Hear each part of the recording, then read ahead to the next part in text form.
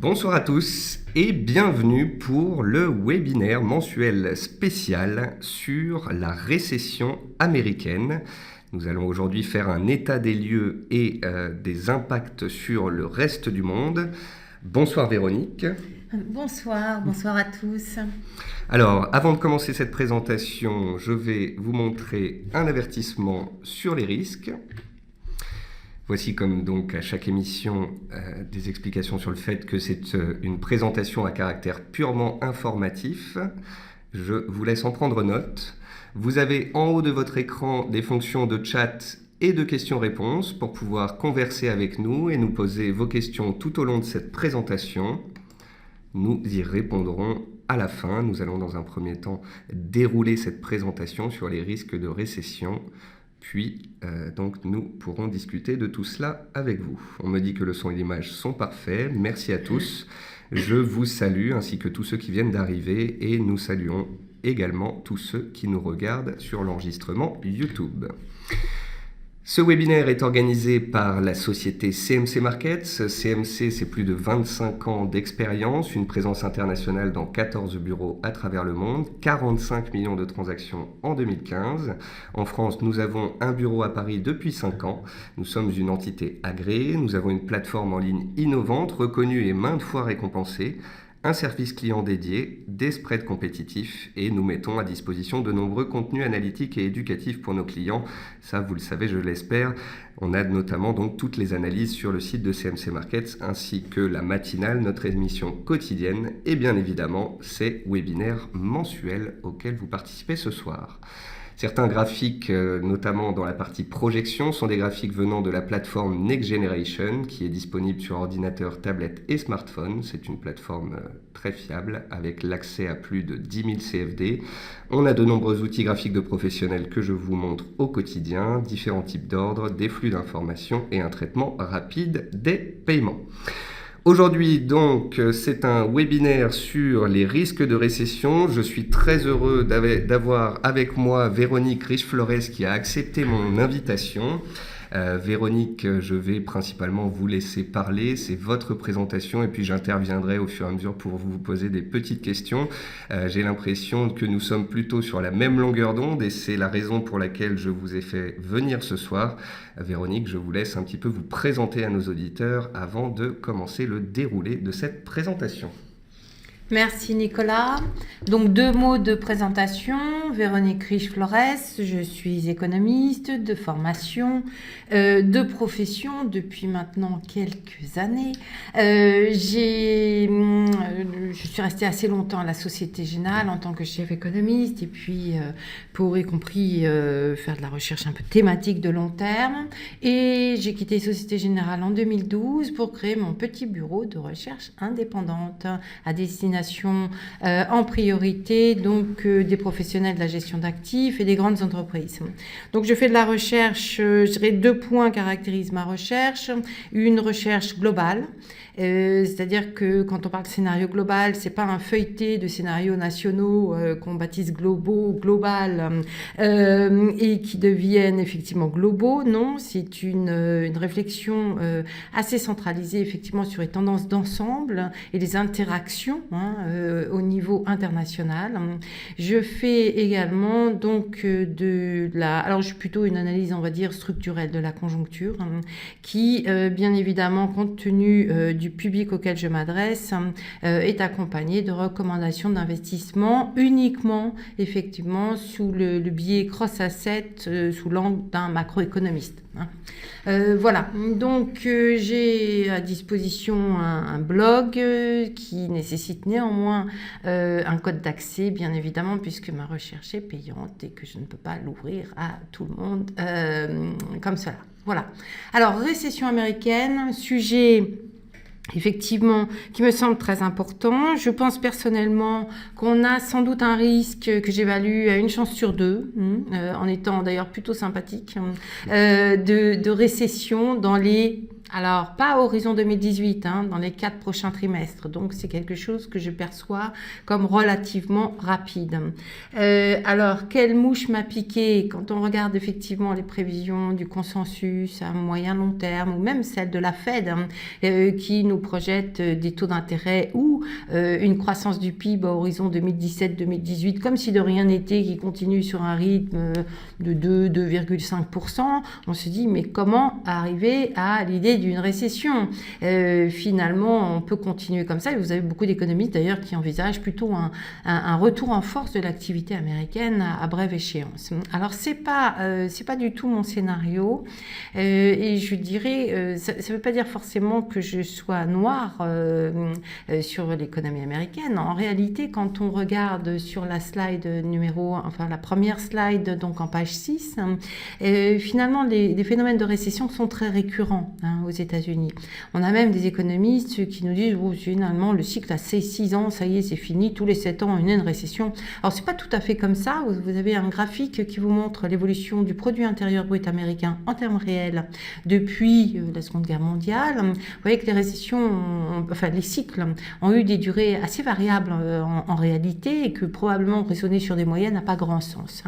Néanmoins, on voit surtout que la croissance a été ponctuée par des phases récurrentes de contraction qui sont qualifiées de récession à partir du moment où elles durent 2 trimestres. Alors, c'est pas tout à fait la définition américaine, la datation des récessions se faisant d'ailleurs sur des indicateurs mensuels. Mais disons, on va simplifier comme ça. Alors, phénomène récurrent, on a eu 11 cycles et 11 récessions depuis la Seconde Guerre mondiale. Vous avez même un petit tableau qui remonte un peu plus loin, parce que je pense que c'est assez intéressant d'avoir cette perspective. Et traditionnellement, jusqu'au début des années 90, une récession, on pouvait presque l'assimiler à une espèce de respiration cyclique. Souvent, à la fin du cycle, on avait une accumulation de stocks, les entreprises avaient un peu trop investi, il y avait un petit peu d'endettement, et puis ça s'arrêtait. On reviendra bien évidemment sur les mécanismes qui font que ça s'arrête de manière épisodique. La croissance s'arrêtait, se contractait, on épurait le trop-plein de stock, etc. On remettait un petit peu les compteurs à zéro et ça repartait. Et d'ailleurs, ces phénomènes ne sont pas du tout, par exemple, comparables à l'exemple du stop and go au Royaume-Uni, qui était véritablement nocif pour la croissance. Finalement, l'économie américaine s'est accommodée de ces phases de respiration sans en souffrir fondamentalement. Et c'est même, on pouvait penser jusqu'à ce terme, début des années 90 à peu près, que c'était plutôt sain en réalité. Les choses se sont compliquées, ont commencé à se compliquer dans les années 90, c'est-à-dire au moment à la fois où la financiarisation de l'économie a fait que ces phénomènes récessifs sont devenus beaucoup plus complexes, ont entraîné dans leur sillage, et voilà, on voit aujourd'hui que c'est encore plus complexe, mais ont entraîné dans leur sillage des perturbations financières importantes. Je dirais que la globalisation ou la mondialisation économique et l'ouverture croissante de l'économie américaine contribuent également à faire de ces phénomènes quelque chose de plus difficile, de plus complexe et de plus périlleux. Et sans doute peut-on ajouter que dans une économie dont le potentiel de croissance structurelle est en train de se réduire, ou s'est déjà réduit et va continuer à le faire, effectivement, finalement, ces phénomènes, ces cassures de croissance ont des implications qui, on le voit, on le soupçonne en tout cas, peuvent être beaucoup plus nocives à court, moyen et long terme que par le passé. J'ajouterais donc par rapport à cette très belle introduction, Véronique, que le timing de ce webinaire, une fois de plus, nous semble très, très bon. En effet, à la fin de l'année 2015, on a vu les résultats d'entreprises américaines et des chiffres économiques américains. On va rentrer dans le détail. On a vu ces chiffres un petit peu se retourner, faiblir. La Fed a monté ses taux au mois de décembre et a botté en touche. En début d'année, elle était très positive et puis graduellement, elle a continué continué de nous dire qu'elle allait surveiller les chiffres économiques et puis les risques, notamment internationaux. Cette semaine, enfin depuis une semaine, on a eu des bonnes ventes au détail aux États-Unis, des bons chiffres d'inflation. Hier, le compte-rendu du FOMC laissait entendre que des hausses de taux pourraient intervenir et donc que la macroéconomie était de nouveau peut-être en train de se retourner à la hausse. Le but de ce webinaire, en fait, est aussi de vous expliquer en quoi la suite, le potentiel retournement serait inéluctable. Et le but est aussi de vous expliquer en quoi l'amélioration des chiffres de court terme viendra difficilement empêcher, contrecarrer le retournement de l'ensemble des indicateurs économiques que l'on va voir ensemble dans cette présentation. Oui, c'est important, Nicolas, de souligner effectivement cet aspect-là, parce qu'on arrive un petit peu à contre-pied, en l'occurrence de la communication d'hier après la publication des minutes du FOMC. Et puis, comme vous l'avez dit, un certain nombre de statistiques qui ont plutôt été bien perçues. Alors, je n'ai pas fait le détail, je ne crois pas avoir passé en revue toutes les statistiques récentes. Néanmoins, j'ai publié sur ces statistiques. Ceux qui iront sur mon site verront au moins un petit résumé. Il est peut-être d'ailleurs, non, il est en accès libre celui-là, où on verra que la manière de lire les chiffres, y compris les chiffres récents, le rebond des mises en chantier, par exemple, et bien finalement, quand on le remet dans une perspective un tout petit peu plus longue, de 3 mois, en lissant les données, ou de 1 an, on s'aperçoit qu'en réalité, le momentum est clairement en train de ralentir. Les permis de construire sont en déclin de 5% l'an, ça n'était pas arrivé depuis 2010. Voilà. Oui, donc même une amélioration sur 1 ou 2 mois ne viendra pas. Voilà, alors quand vous perdez 9% un mois puis que vous reprenez 6 derrière, voilà, si on regarde que le 6, on est très content. Si on met en perspective, c'est pas tout à fait la même chose et ni les mêmes conclusions. Et finalement, on a un petit peu les mêmes observations. D'ailleurs, j'ai titré l'article Ni oui ni non des données américaines là, il y a 2 jours, parce que on sent que ça laisse un petit peu de place justement à un regain d'optimisme et qu'en réalité, non, on n'a rien qui soit suffisant pour penser que ce soit aujourd'hui le temps d'imaginer un rebond de la croissance. Alors, je reviens un petit peu et on parlera de la Fed, bien évidemment, un petit peu plus tardivement. Je voulais juste revenir, parce que je pense que c'est intéressant, des récessions, on parle beaucoup de récession, sans savoir forcément de quoi on parle. Et c'est l'histoire américaine des récessions est une vraie interrogation, un sujet de débat, de recherche des économistes, assez éternel, je dirais. Et je suis pas sûre qu'on ait encore toutes les clés de compréhension de cette cyclicité de l'économie américaine. Alors moi, j'ai les miennes, que je vais vous livrer dans un instant, mais voilà, donc au début on attribuait, quand on avait une économie essentiellement industrielle, manufacturière, beaucoup d'économistes ont attribué cette cyclicité au stock, à l'accumulation des stocks, aux besoins de correction et au cycle d'investissement. Finalement, la tertiarisation de l'économie, notamment surtout dans les années 80, a un peu mis à mal cette théorie, parce qu'on a une économie tertiarisée mais qui a toujours des récessions. Bon, donc finalement on s'est dit ça doit pas être aussi simple. Et alors de la même manière, dans les années 90, c'était l'idée que l'introduction de nouvelles technologies allait aplanir les cycles, faire gagner de la productivité, et puis que du coup on n'aurait plus de récession. Bon, tout ceci s'est produit et nous avons encore des récessions, et je dirais des récessions, on l'a déjà mentionné, encore plus complexes qu'auparavant. Ce qu'il faut garder en tête, par contre, dans ce graphique-là en page 7, c'est qu'on le voit bien, ce que j'ai essayé de mettre en avant, c'est que en bas, vous avez l'évolution de la croissance de la valeur ajoutée en termes réels du secteur des biens. En violet, on voit cette cyclicité et les récessions, donc on passe en territoire négatif. Dans le secteur tertiaire des services, vous voyez qu'on est toujours en contribution positive. J'ai gardé volontairement la même échelle entre les deux graphiques d'en bas et d'en haut, et on ne franchit jamais cette zone de zéro. Et donc ça donne l'impression que finalement, effectivement, les services ne sont pas cycliques. C'est pas du tout le cas. Quand on passe d'une contribution à la croissance de 3,5 à 1, on a un ajustement, sauf qu'effectivement, pour l'instant, jusqu'à présent, les choses n'ont pas été en territoire négatif. Alors, on peut affiner les choses, montrer que la cyclicité d'ailleurs du tertiaire tend à...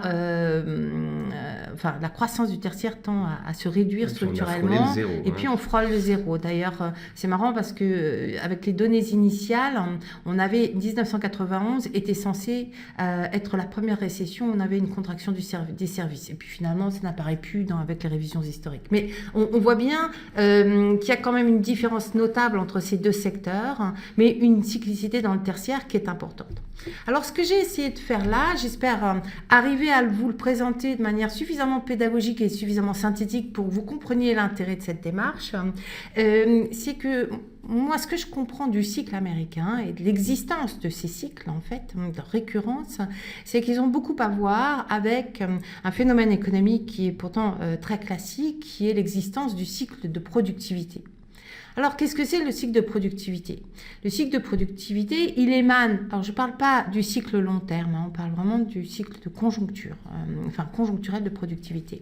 Il émane d'un phénomène que vous avez tous en tête, qui est ce phénomène tout à fait compréhensible, selon lequel l'emploi, la courbe violette ici, est une fonction retardée de la production. Alors, on présente ces graphiques ici en partant du point de départ du cycle, qui est en général une récession. Donc, qu'est-ce qui se passe au fur et à mesure d'une récession? On expliquera les ajustements peut-être tout à l'heure.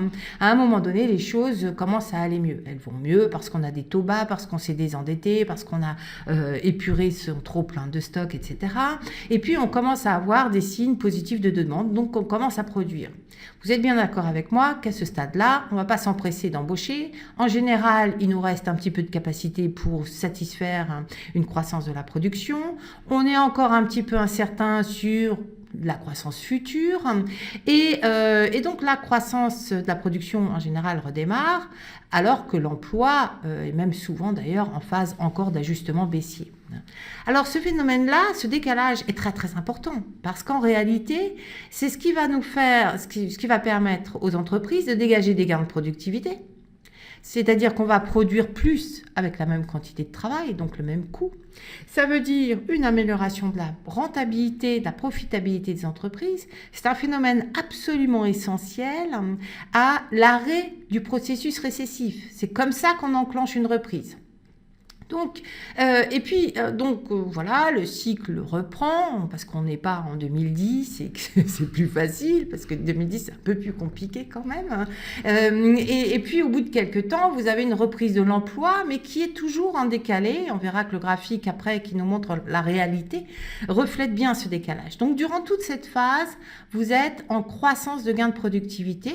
On retrouve la cyclicité des profits des entreprises qui est très fidèle au cycle de productivité d'ailleurs. Par contre, au bout d'un moment, quand la croissance est forte, elle arrête de s'accroître. Donc la croissance de la production se stabilise, soit à 3, à 2 ou à 4 selon les cycles. Mais comme on a toujours ce décalage, eh bien les entreprises souvent continuent à générer de l'emploi et à assurer une croissance de l'emploi qui souvent va égaler, voire excéder celle de la production. Et là, on arrive à un point essentiel du cycle, qui est celui où ces deux courbes se croisent, qui fondamentalement signifie perte de productivité et également retournement des profits. Vous êtes pourtant, sur le plan conjoncturel, au pic d'activité. C'est-à-dire qu'on a généralement la croissance la plus forte du cycle. Mais c'est bien pour ça d'ailleurs que les entreprises sont peu regardantes et multiplient les emplois, l'investissement souvent aussi, ce qui n'est pas le cas aujourd'hui, mais c'est traditionnellement le cas. Et que bien souvent, à ce moment-là, les entreprises commencent à réagir, non pas en delta, mais c'est les périodes typiques où vous avez la communication des entreprises. Entreprise Intel enregistre des profits records. Elle va plus regarder le taux de croissance de ce résultat ou de son activité, mais le niveau absolu, ce qui conduit à tous les coups à des excès ou à une sous-estimation du risque qu'effectivement on soit à un pic et qu'à un moment donné ça commence à ralentir. Donc ça c'est fondamental. Pourquoi? Parce qu'à partir de là, vous êtes, attention, au plus haut de l'activité, une économie en général en sur-régime, donc très bas taux de chômage ou bas niveau cyclique du taux de chômage, on commence à avoir une accélération des salaires, donc une accélération des coûts salariaux unitaires d'autant plus forte qu'on a moins de gains de productivité. Et c'est le moment où, effectivement, la Réserve fédérale américaine commence à se dire « Ouah, il va falloir que je ralentisse un petit peu tout ça. » Et on accélère, en général, la hausse des taux d'intérêt. Donc, vous avez ici une multiplication de facteurs qui vont venir, finalement, casser la dynamique conjoncturelle. Sauf que ces facteurs-là s'ajoutent à un facteur fondamental qu'on voit ici, c'est-à-dire le retournement des gains de productivité, qui sont également signes de baisse des profits. Baisse des profits, perte de productivité. Si l'emploi met du temps à s'ajuster, le processus s'aggrave d'autant. Et ce qui fait regarder aujourd'hui la résistance de l'emploi américain par rapport à la productivité sous un œil suspect plutôt que bienveillant et rassurant. Et dans ce cas, vous avez alors traditionnellement une accélération des coûts salariaux unitaires. En général, quand on a je pense à la fin des années 2007-2008, quand vous avez une économie mondiale qui évolue au même tempo, entre la Chine, les États-Unis, l'Europe, tout le monde et le reste des pays émergents, tout le monde est au même tempo, les prix des matières premières remontent, il y a une saturation des capacités de production, vous avez un maximum de forces inflationnistes ici, et en même temps que se profilent les forces récessives simultanément. Et tout ceci, on le comprend, en général, finit par basculer en récession parce que vous avez alors également des facteurs très importants qui s'opèrent sur le plan monétaire. La Fed remonte ses taux d'intérêt. Dans un premier temps, les taux longs remontent en même temps. Puis, arrivé par là, quand on voit les profits baisser, on se dit, tiens, et les marchés anticipent d'ores et déjà que la Fed va être efficace et qu'elle va casser la dynamique inflationniste. Donc, les taux longs commencent à se stabiliser, les taux courts continuent à monter. Vous avez un phénomène d'inversion de la courbe des taux qui, normalement, vient gripper l'offre de crédit. Taux plus élevés, moins d'offres, donc vous commencez à avoir effectivement un ralentissement de la demande, notamment de la demande en provenance des secteurs qui sont le plus consommateurs de crédit, donc typiquement l'immobilier, les biens durables, etc. Et c'est comme ça qu'on s'enclenche ces récessions. Alors, juste si on va à la slide suivante, hop. Pardon. Donc, vous voyez que cette histoire un peu théorique se retrouve bien, j'espère que vous voyez bien, dans ces graphiques où on voit la croissance du produit intérieur brut en gris pâle, qui accélère avant l'emploi, donc gain de productivité, l'écart entre les deux sont des gains de productivité. Ça marque toujours le début du cycle, même plus que le début. Et puis, à un moment donné, vers le milieu du cycle, eh bien, les deux courbes tendent à converger. Et donc ça, c'est la disparition des gains de productivité qui veut dire également, donc productivité, alors c'est érosion des gains de productivité en réalité, qui souvent, pas souvent, systématiquement, s'accompagne donc d'une décélération de la croissance des profits et en général, en fin de période, d'une baisse des profits. Donc vous voyez que c'est assez systématique. En réalité, il y a une seule période qui dément cette logique, c'est la période 95-2000, période de la bulle Internet, où effectivement, on voit que la croissance du PIB est restée longtemps supérieure jusqu'au terme du cycle, ce qui est exceptionnel à l'emploi et que ça se retrouve dans les gains de productivité ici. Donc voilà un schéma qu'on retrouve quand même de manière très récurrente. Si on veut regarder la période actuelle pour essayer de se retrouver dans ce schéma, eh bien vous voyez que c'est pas très facile. Qu'est-ce qu'on a eu ? On a eu un essor de la productivité immédiatement après la crise. Déjà, cette fois-ci, on a une croissance qui est beaucoup moins forte que d'habitude. Exactement. Un PIB, une hausse du PIB qui est très faible. Voilà. Ici, par rapport au passé. Après, en début de période, et on s'en souvient, la reprise s'est exécutée avec très peu de création d'emplois. On était pendant longtemps en territoire négatif de création d'emplois. On retrouve les bénéfices de ces ajustements dans un bond de productivité qui est presque historique.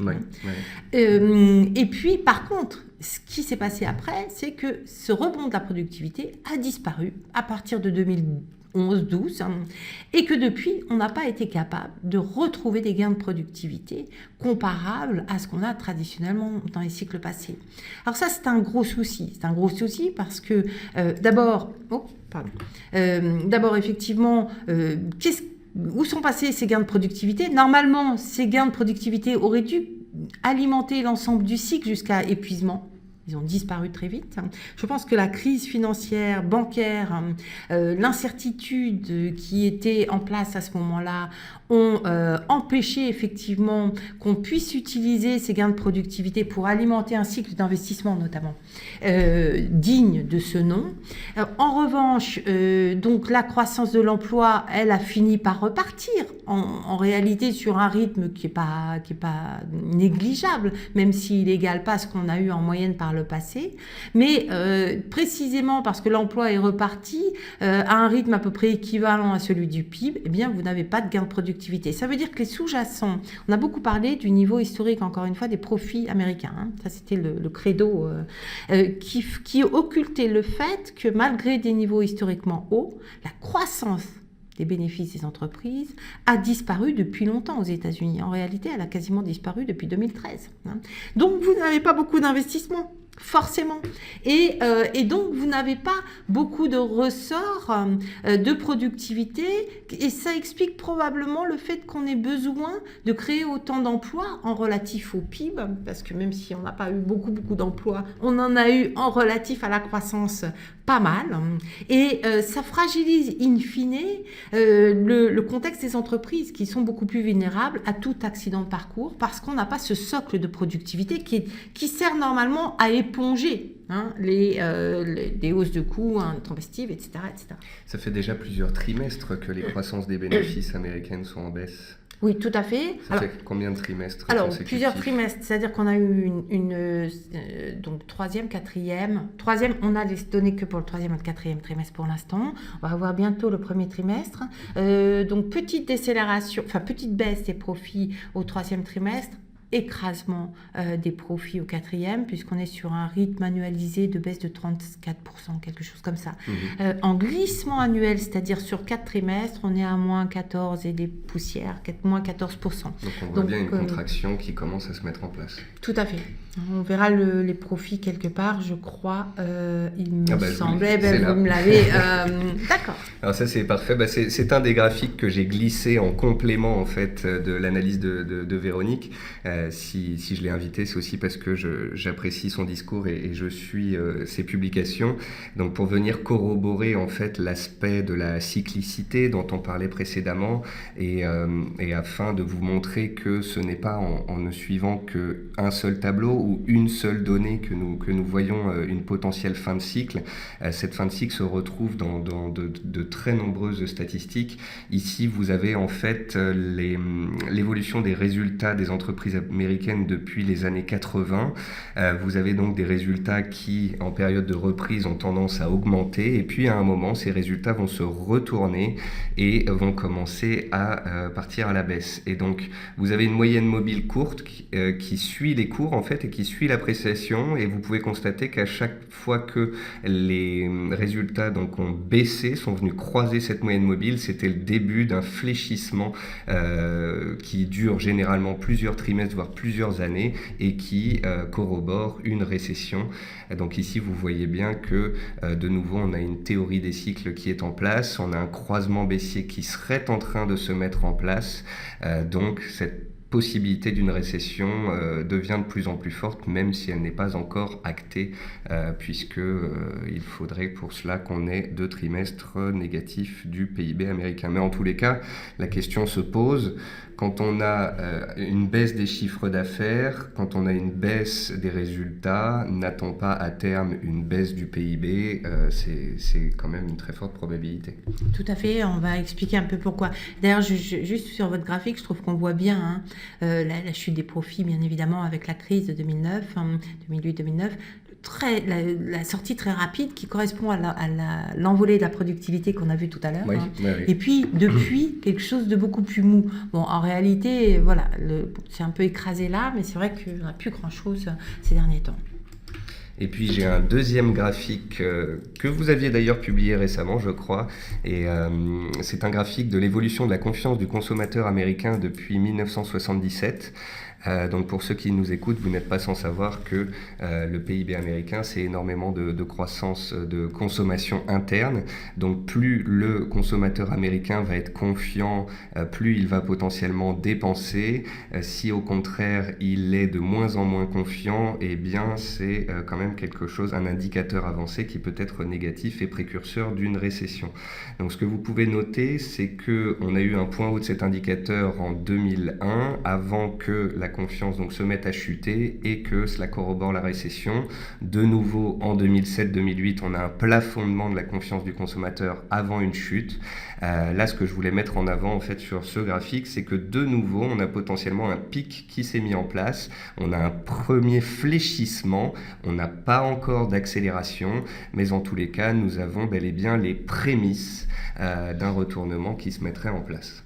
Et vous l'avez, alors moi je l'ai publié avec la croissance de la consommation des achats de biens durables, parce que c'est ce qui est le plus corrélé, et comme on l'a vu tout à l'heure, c'est une partie de la consommation qui est la plus sensible, qui normalement est la plus avancée en fin de cycle. Alors j'allais dire la plus sensible à la hausse de taux. Alors comme on n'a pas de hausse des taux, je me suis reprise. Mais il faut comprendre qu'il y a des phénomènes d'usure également qui apparaissent, et je dirais que cette tendance de la confiance des consommateurs pour moi est un gros warning, à ajouter au fait qu'au premier trimestre les dépenses de biens durables précisément ont assez fortement baissé. Voilà. Alors voilà, précisément, J'allais justement en parler. J'allais justement dire, mais Véronique, en fait, c'est justement ces taux bas dont vous venez de nous parler qui changent un peu la donne. Les taux étant bas, les entreprises ont de l'argent gratuit, les investisseurs également, et donc ça doit engendrer un retardement de ce scénario baissier. Tout à fait, et on voit que, alors si on se rappelle un petit peu les enchaînements des derniers mois, des mois récents, vous vous souvenez que décembre, on a eu une montée des craintes relatives à un risque de récession. Alors c'était lié effectivement à l'amorce, à la tentative de hausse des taux de la Fed. Oui. Et puis mars, tout d'un coup, on dit non, mais s'il n'y a pas de hausse des taux, donc il n'y a plus de risque de récession. Et puis les marchés sont repartis dans l'espoir d'un prolongement de cycle. Et on arrive à comprendre pourquoi. Quand on a le schéma que j'ai décrit tout à l'heure, on voit bien que l'interaction de la politique monétaire à un moment donné où le risque inflationniste cycliquement, traditionnellement à certains points du cycle s'élève, cette influence monétaire elle est très importante. Donc s'il n'y a pas de hausse des taux, après tout, pourquoi ça s'userait? Et alors si le cycle s'use, il faut quoi? Sans doute que le cycle du crédit lui-même s'épuise de manière un petit peu spontanée, que le cycle de productivité ou la baisse de la productivité soit suffisamment prégnante sur la croissance pour enclencher un phénomène récessif. Et puis on a aussi l'argument, mais oui, de toute façon, ce qui se passe, c'est surtout l'industrie. Les services vont très bien, ils vont prendre le relais. Ça, on a beaucoup entendu sur la Chine, notamment. Oui, à la fin de l'année dernière, on entendait sur tout le monde. En réalité, ce qu'on voit, c'est que c'est aussi pour ça que je vous avais mis le graphique tout à l'heure. La cyclicité des services est très liée à ce qui se passe dans l'industrie. Et il suffit juste de réfléchir à ce que sont les activités de service et on comprend beaucoup plus pourquoi c'est lié, parce qu'en réalité, effectivement, quand l'industrie va mal, le transport va mal. En général, les entreprises resserrent leurs coûts, donc les activités de service aux entreprises en pâtissent, l'emploi tertiaire en pâtit, etc. etc. Alors, certains auditeurs doivent se demander justement, alors pourquoi quand on a des indicateurs comme ça qui se retournent, pourquoi quand on arrive en fin de cycle, il n'y a pas cette accélération, ce retournement, ou bien les titres des actions qui baissent. Gardez à l'esprit par exemple qu'aux États-Unis, la hausse des actions a été très fortement induite, engendrée par les programmes de buyback, donc les sociétés américaines qui rachètent leurs propres titres. Dans le rallye haussier que l'on a vu se mettre en place du 11 février au 10 avril, une très forte partie de la hausse était due justement aux achats des sociétés de leurs propres titres, et tout cela avec de l'argent qui coûte zéro puisque les taux sont extrêmement bas. Si au contraire les taux étaient un minimum élevé, on n'aurait pas ces phénomènes-là et on n'aurait pas donc de lévitation des cours boursiers. Oui, c'est vrai qu'on a une corrélation très systématique et très forte entre l'évolution du S&P, en l'occurrence, ou du marché américain et le cycle de productivité et des profits. Hein. C'est aussi pour ça qu'on dit que les marchés sont souvent en avance. Hein. En réalité, ils ne sont pas en avance, ils sont juste décemment corrélés à ce que donnent les profits des entreprises américaines qui baissent en général avant la récession.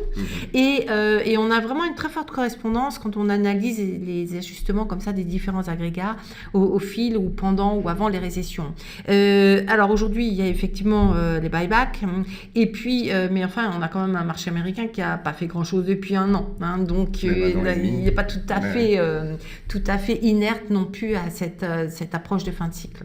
Alors, juste pour rappeler effectivement que la politique monétaire a toujours joué un rôle important, on le voit, hein, toujours hausse des taux, et vous voyez que c'est pas juste avant la récession, hein, c'est à peu près au milieu du cycle ou le dernier tiers, hein, quand précisément on a monté des pressions inflationnistes, et qu'aujourd'hui, alors finalement, est-ce qu'on a des craintes alors moi, mon scénario, c'est qu'en plus, en dépit de ce qu'a dit la Fed hier, enfin de ce qui nous a été communiqué, les marges de manœuvre pour une remontée des taux sont très étroites.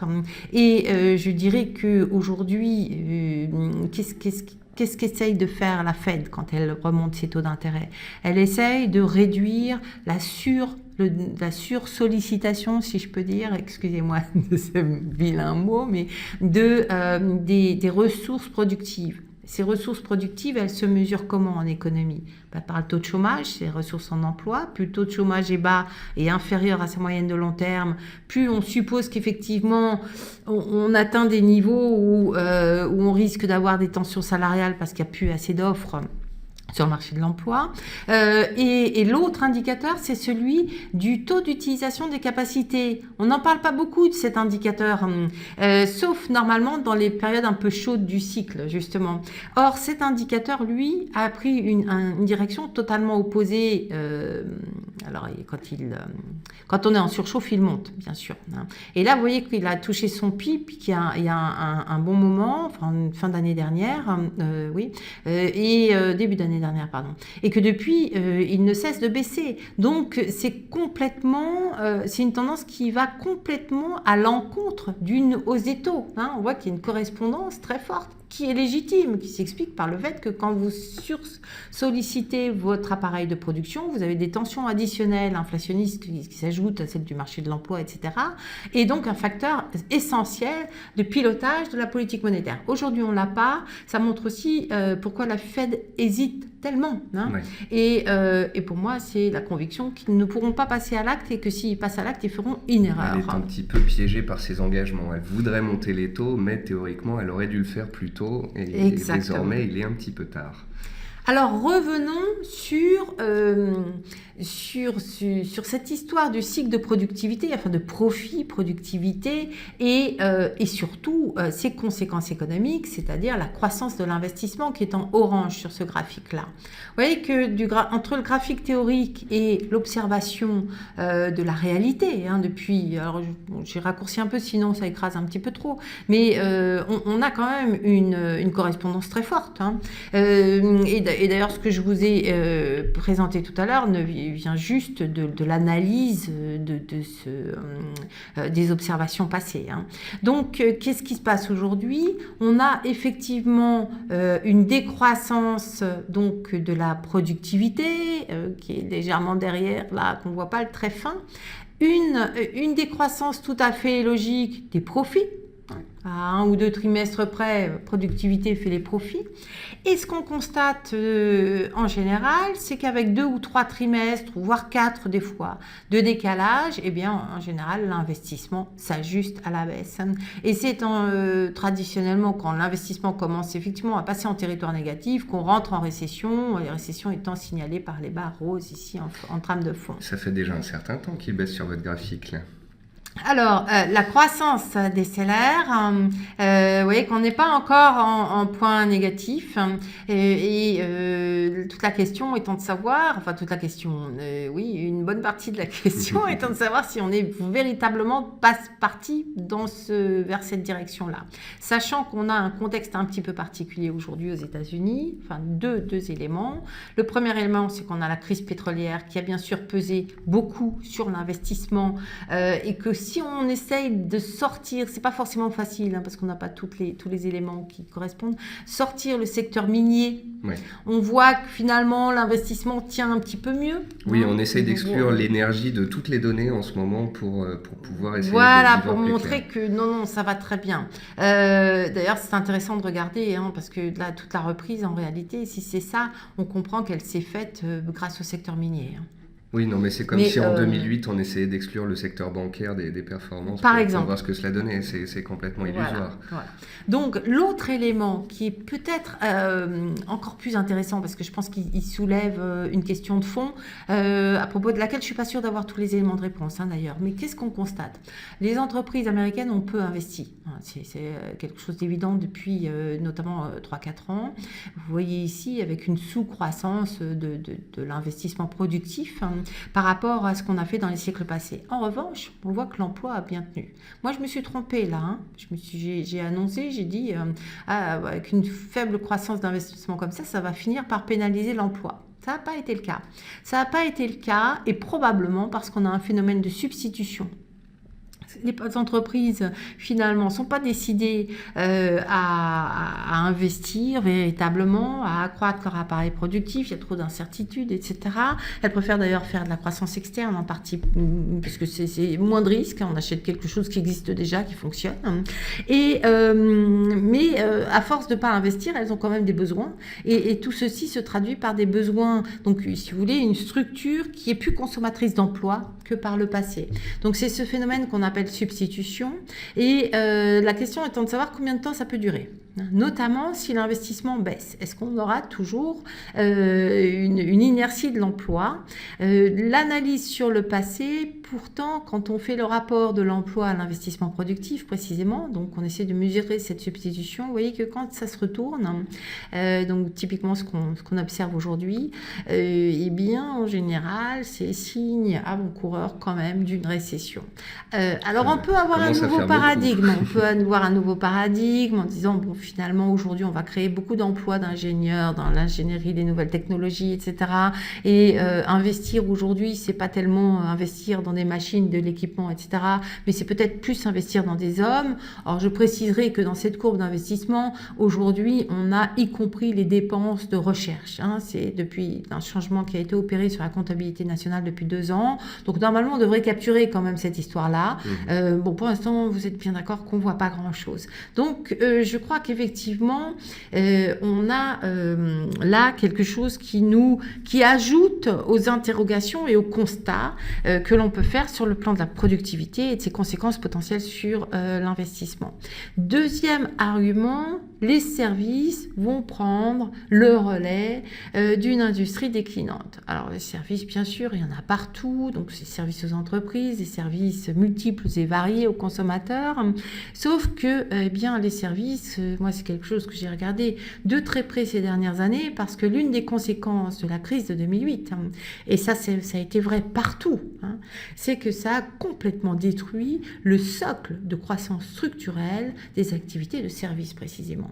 Alors, comment on l'illustre? Ici, vous avez une contribution des services à la croissance annuelle du PIB réel. Donc, on voit pour combien les services, à hauteur de combien les activités de services ont contribué à la croissance. Eh bien, ce qu'on voit par rapport à l'historique, c'est qu'on a eu effectivement un effondrement. Et on est remonté récemment, courant 2014. Et c'est d'ailleurs le moment où la Fed a commencé à changer un petit peu son fusil d'épaule. Oui. Et parce que la croissance des services, ça veut dire croissance de l'emploi aussi. C'est pas dans l'industrie qu'on crée de l'emploi aujourd'hui. Et c'est remonté, mais vous voyez que c'est pas beaucoup remonté. On n'a jamais retrouvé les rythmes traditionnels des cycles passés. On piétine à 1,2. 1,2, regardez par rapport à l'historique, c'est juste à peu près les niveaux qu'on avait traditionnellement dans les périodes de récession aux États-Unis. Absolument aucune normalisation. Ça veut dire une capacité de relais du secteur tertiaire qui est en réalité très faible par rapport à l'historique. D'autant plus que, eh bien, l'essentiel de cette croissance, enfin pas l'essentiel, mais une Obamacare. bonne partie, c'est l'Obamacare, effectivement, et c'est le fait que les ménages américains vieillissent, et c'est quelque chose qu'on voit régulièrement dans les statistiques d'emploi ou autres, c'est la santé. La santé. Alors la santé, c'est bien, ça fait de l'emploi, ça fait même de l'investissement. En réalité, ce qui est plus gênant, c'est que la capacité du secteur de la santé à entraîner les autres secteurs d'activité est beaucoup plus réduite que quand on fait du service aux entreprises ou je sais pas quoi, de la restauration, etc., etc. Donc, vous voyez pourquoi moi je suis assez sceptique quant à la capacité du secteur tertiaire à prendre le relais, d'autant plus que depuis que l'industrie est tombée en récession, on voit que les services pâtissent également, qu'en réalité, bien évidemment, ils sont impactés par la détérioration de ce qui se passe dans l'industrie et dans le secteur minier. Donc, voilà un petit peu pour les arguments clés, un peu fondamentaux, avec comme conséquence, il ne faut pas oublier que nos économies sont surtout le résultat des activités des PME. C'est vrai aux États-Unis tout autant qu'en France ou en Allemagne, et que précisément les PME, c'est pas de l'industrie manufacturière, c'est du service. Quand les services n'arrivent pas à se remettre, ça veut dire que le gisement des PME, c'est-à-dire le gisement d'emploi et d'investissement, est entamé. On le voit bien avec cette enquête, cette fameuse enquête NFIB publiée tous les mois du moral des ménages, du climat des affaires dans les PME. Vous voyez que là encore, typiquement depuis cette crise, effondrement. Ça repart à la hausse, mais on n'arrive jamais à retrouver les niveaux d'avant-crise. Et au mieux, toujours, courant 2014, fin 2015, on a cru que ça y allait, mais ça n'a pas tenu, ça retombe. C'est un petit peu comme le graphique de la confiance du consommateur, où on constate qu'en 2000, en 2008 et en 2015, on a des points hauts, mais ils sont toujours de moins en moins hauts. Exactement. En gros, depuis 16-17 ans, en fait, jamais on a retrouvé les niveaux de croissance et donc de sentiments positif qu'on a eu par le passé, étant donné qu'on vit un monde de décélération au niveau de la croissance depuis 15-20 ans désormais. Oui, il y a eu un espèce de débasage. Voilà, et alors, qu'on arrive à expliquer, bien évidemment. Il ne faut pas oublier que ici, si vous voulez, les 10 années avant la crise, si on fait le détail sur de l'impact du crédit sur la croissance, on arrive au constat qu'à peu près 1,8 d'une croissance moyenne nominale de 4,8% sur la période, 1,8 s'est expliqué par une montée du taux d'endettement du secteur privé. Une fois que vous supprimez ça, vous retombez 4,8, vous retombez à 3 en nominal. Donc voilà, au mieux un 5 réel ou 2 réels et 1 d'inflation. Et on voit bien que ça fonctionne pas bien quand c'est comme ça. Alors, tout ceci a quand même des conséquences. On crée de la croissance à crédit. Il faut bien que nos auditeurs le gardent. On a créé de la croissance à crédit. Et aujourd'hui, avec la confiscation de cette ressource en croissance, forcément, ça débase complètement nos économies.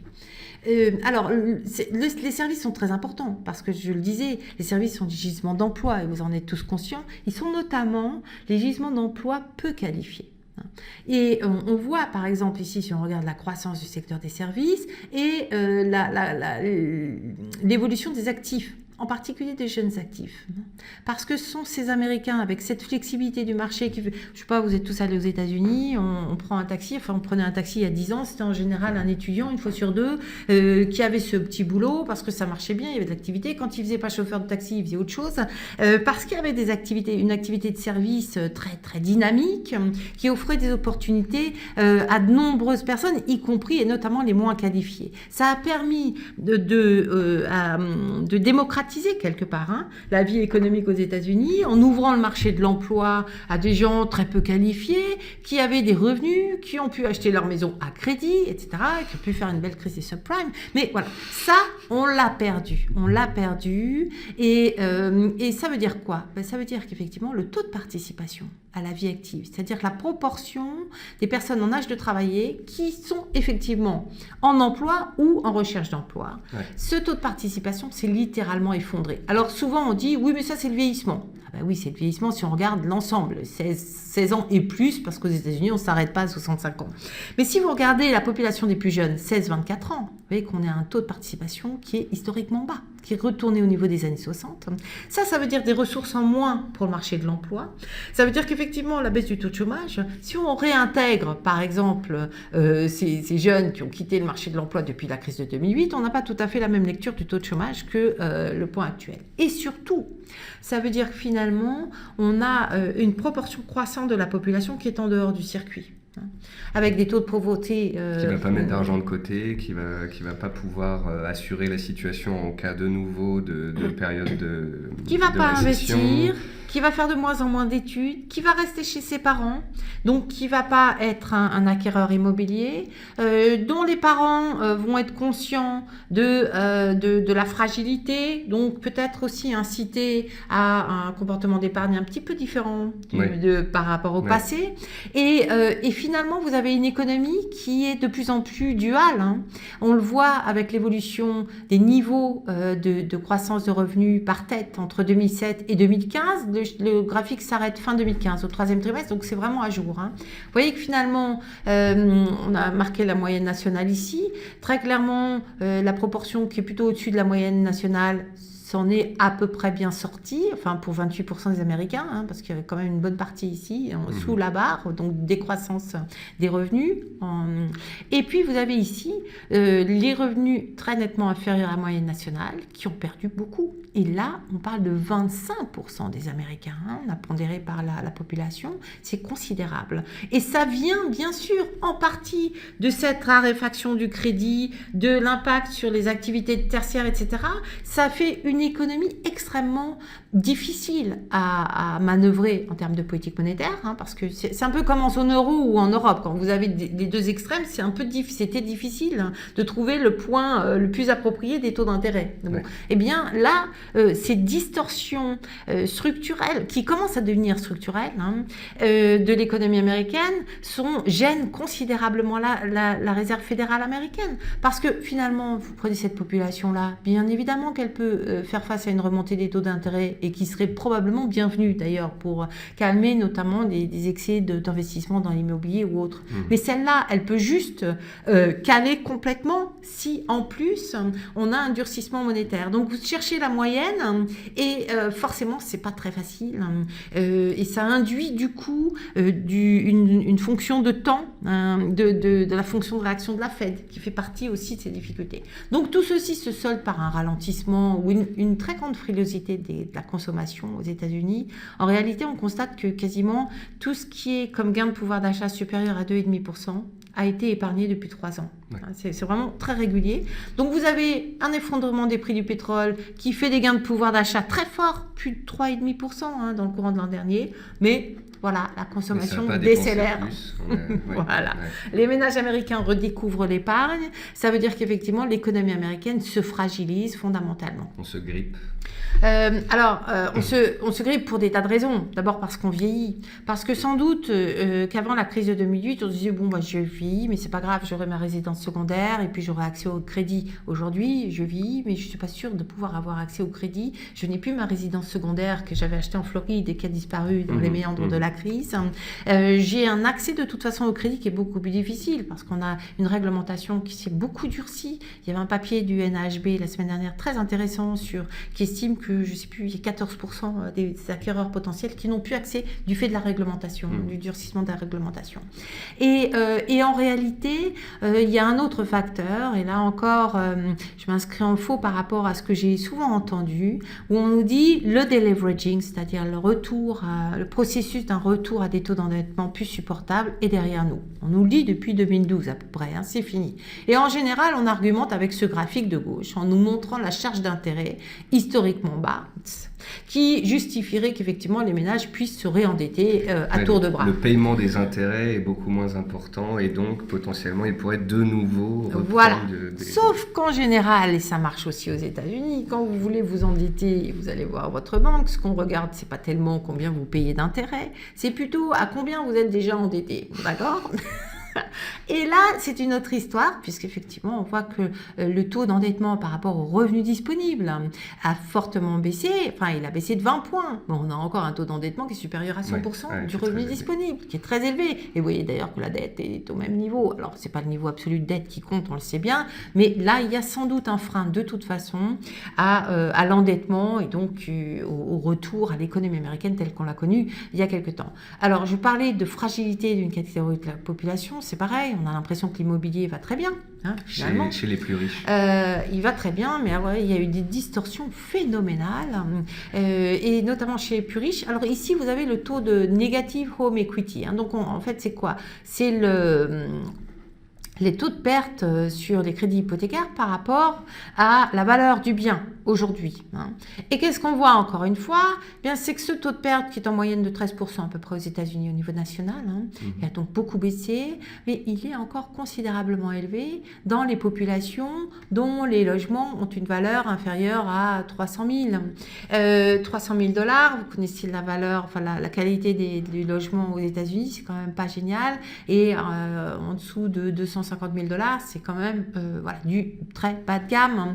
Et ce sont des populations effectivement qui n'arrivent pas à se débarrasser de leurs biens, qui va probablement jamais revenir sur le marché secondaire, enfin sur le marché immobilier, parce que de médiocre qualité, et qui sont scotchés avec des dettes de manière très importante. Il y a des villes aux États-Unis où il y a des quartiers fantômes qui datent de 2008. C'est assez hallucinant comme situation. Alors, c'est intéressant parce que vous soulignez quelque chose qui est important.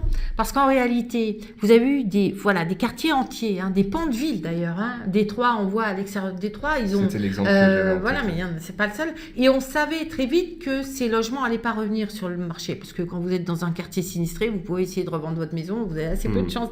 Donc très vite, ça s'est reporté sur le marché de la construction, du neuf. Et là... en l'occurrence, on a vu le marché du neuf se reprendre assez significativement et notamment accompagné d'une remontée des prix du neuf fulgurante. C'est-à-dire qu'on est aujourd'hui 17% supérieur au pic de 2007. Par contre, effectivement, avec un taux de propriétaire qui, lui, s'est effondré. Et là encore, on a une évidence de ce qui se passe, c'est-à-dire une reprise complètement inégale en fonction de qui vous êtes, d'où vous êtes aux États-Unis, de votre patrimoine et donc surtout de votre capacité à vous endetter. Donc les riches se sont extrêmement enrichis et donc ont pu s'endetter et donc à crédit avec des taux bas ont pu acheter à des prix de plus en plus élevés pour faire monter... Dans l'immobilier locatif. Oui. Face à une population d'Américains moyens qui ne pouvaient plus s'acheter son logement, donc un marché effectivement très, très porteur. Ou qu'il le perdait. Ou qu'il l'a perdu. Et avec des taux de croissance des loyers qui ont culminé à 3,8 je crois, ou 3,5%, très supérieurs au salaire, à la croissance des salaires. Vous voyez que l'écart est quand même exceptionnel par rapport au passé. Alors l'écart en Angleterre est 5 fois supérieur, c'est-à-dire que la croissance des prix de l'immobilier depuis 2008 est 5 fois supérieure à la croissance des salaires. Et de même qu'aux États-Unis, en Angleterre, on a dépassé en termes de prix les plus hauts de la bulle de 2008. On a l'impression qu'on prend les mêmes et on recommence. Exactement. Alors on me dit, oui, mais c'est pas grave. A priori, on a vécu par le passé avec des taux de propriétaires faibles. On peut très bien vivre avec de la location sans que ce soit un empêchement sur le plan de la croissance. Les Allemands ont un taux de propriétaires structurellement faible et c'est pas gênant. C'est pas gênant, effectivement, sauf quand la croissance des salaires est très éloignée de la croissance des loyers, parce que finalement, on passe d'un système où l'immobilier a véritablement été un facteur de je sais pas si le mot est bon, on va dire démocratisation d'accès à la richesse pendant les années 90 à la crise de 2008. Ça permettait effectivement de se sentir plus riche, de consommer à crédit et finalement d'avoir un niveau de vie quand même plus élevé et d'accepter une faible croissance des salaires. salaire réel, parce qu'on avait d'autres sources de richesse. Aujourd'hui, on voit que l'immobilier est une ponction sur la grande majorité des Américains. Mais pas pour la grande majorité, mais pas pour tous, puisque vous voyez qu'ici, les revenus des ménages, là on vient sur la comptabilité nationale, issus de loyers perçus. Donc c'est ceux qui sont détenteurs. Oui. Ce sont détenteurs, voilà. Donc vous avez un transfert de richesse à travers la population américaine. C'est littéralement volé, c'est-à-dire qu'on est à un pieu historique, d'ailleurs, qui est en général pas bon signe. Donc, mais je m'arrêterai là. Mais c'est considérable. Et ça, c'est du quantitative easing. Et c'est intéressant parce que dans la perspective européenne, quand on voit effectivement l'effet du tout début du quantitative easing en 2015 sur les prix d'immobilier dans la région parisienne, par exemple, on voit effectivement qu'on a un peu le même type de phénomène. Alors, et du coup, l'impact de cette politique perd beaucoup de son effet d'ensemble, parce qu'elle a créé à nouveau une bulle dans le neuf américain, dans certains États ou villes plus que d'autres, bien évidemment, et tout ceci fragilise considérablement l'ensemble, et fait qu'effectivement, le jour où on remonte les taux d'intérêt aux États-Unis, non seulement on risque de sensibiliser, enfin je reviens sur le graphique là, de fragiliser cette population-là, qui est encore souvent à taux variable, mais également de mettre une épingle dans cette bulle du marché du neuf, donc de créer des conditions assez complexes. Mais à Paris, on n'est pas encore en bulle, Véronique, on a encore des prix au mètre carré inférieurs à 10 000 €. Oui, alors si on compare par rapport aux revenus médians, etc., bon, Paris c'est un peu particulier parce qu'on sait qu'on a toujours des investisseurs étrangers qui viennent, mais attention à l'argument. C'était quand même sacrément retiré. Voilà, on avait vu les effets. Et on voit que ces investisseurs précisément sont assez mobiles, donc ils partent. Voilà.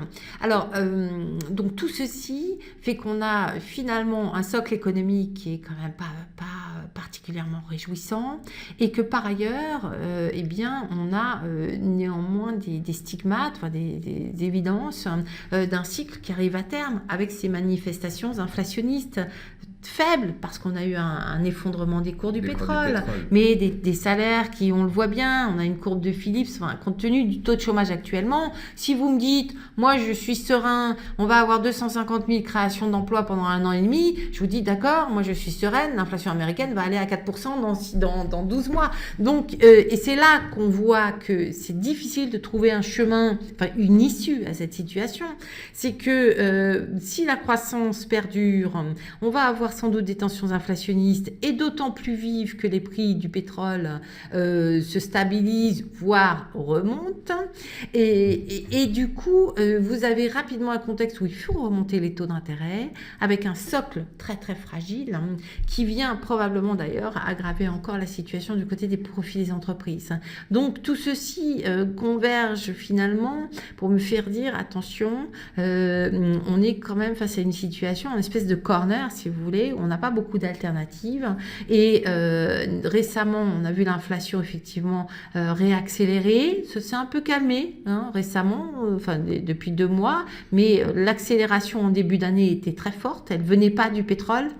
Les effets du pétrole sont à venir, comme vous le voyez ici, la contribution d'énergie avec un prix du baril stable. On a eu un peu de hausse des salaires en début d'année ? Oui, un tout petit peu, pour l'instant pas violente.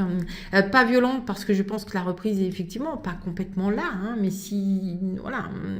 On parle d'une reprise depuis 7 ans, alors qu'à la base, il y a une reprise économique, puis une croissance économique qui est là, un cycle qui se met en place, et ensuite on arrive à la fin. Là, exactement. En fait, on continue au quotidien d'entendre « la reprise arrive ». Mais c'est peut-être qu'elle ne viendra jamais. En fait. Alors, pour revenir, en fait, la reprise, et là, on reprendra les slides du début, les illustrations du début, on comprend bien que pour réenclencher une reprise un tant soit peu soutenable, il faudrait une reprise de la productivité. D'accord, de l'investissement. Les cycles longs, les 2 derniers cycles, je ne l'ai pas commenté parce qu'il faut que je résume un peu, mais les 2 derniers cycles du graphique, des premiers graphiques, sont particulièrement longs Pourquoi ? Parce qu'ils ont été particulièrement stimulés par des gains de productivité et un investissement record. On n'a aucun cycle qui ait pu faire cette longévité, c'est-à-dire quasiment 10 ans, sans avoir cette productivité hors norme et l'investissement hors norme. Or, aujourd'hui, c'est pas qu'on est si on est hors norme, mais en sens contraire, c'est-à-dire qu'on n'a pas de productivité. Si vous voulez de la productivité, il va falloir passer par un ajustement de l'emploi ou un choc positif de croissance qui viendrait je ne sais d'où. Mais voilà, il nous faut ça. On n'a pas aujourd'hui, à ce stade du cycle, les moyens d'entretenir très longtemps une croissance anémique autour des niveaux actuels. Voilà, c'est là que ça bute, dès lors que les profits commencent à baisser et que le coût salarial se tend. Hein, c'est ça, ce corner. Mais la seule chose qui fait en fait que les gens espèrent qu'on puisse redémarrer, c'est le fameux wishful thinking. Donc c'est le suroptimisme américain. Les Américains sont toujours très optimistes, très positifs, et c'est vrai que ça les tire vers le haut, mais il y a un moment où on doit faire face à la réalité des chiffres. Mais voilà, tout à fait.